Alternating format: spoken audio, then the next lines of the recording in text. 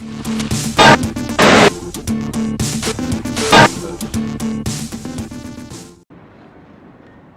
this is Kevin with Paddleboard Specialists. I'm just giving first impressions from my first time on the BARK Vapor 14 by 26.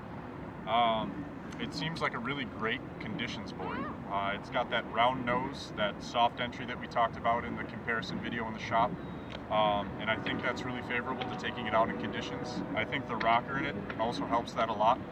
I got to tell you that on flat water, it felt like there was a good amount of buildup on the nose, but I think in conditions it would slide in and out of, say, bumps on a downwinder, or if you were going to take it in anything bigger than essentially what we've got today, which is a mirror out there. It's really fun though. It feels really sleek. I love particularly this little hump back here at the back of the deck.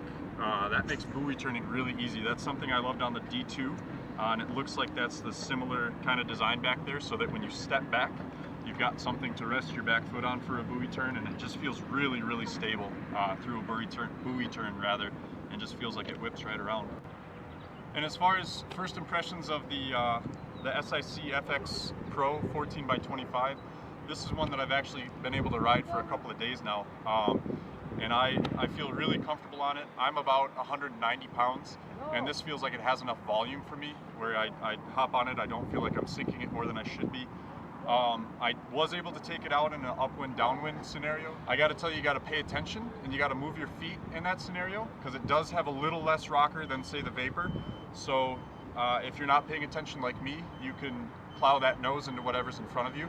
But if you move your feet, it's great in conditions. As soon as I figured that out, I was able to slide in and out of things just because it has a little more nose and tail rocker especially than, say, the X14 Pro.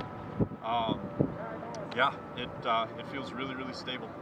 So one of the things that we wanted to show you guys when we were in the shop, and sometimes it's not all that clear, you know, when you have them up on sawhorses and that kind of thing. When you see them on the water with no weight on them, you can really see how much flatter the nose rocker is on the FX.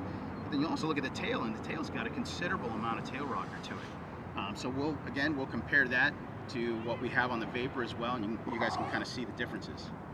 All right, here's a good shot of the tail and the tail rocker, and the difference between the FX on the left-hand side and the BARK Vapor on the right-hand side. All right, here's a good shot of the noses, and you can tell the difference again in nose rocker between the FX on the left-hand side and the Vapor on the right-hand side.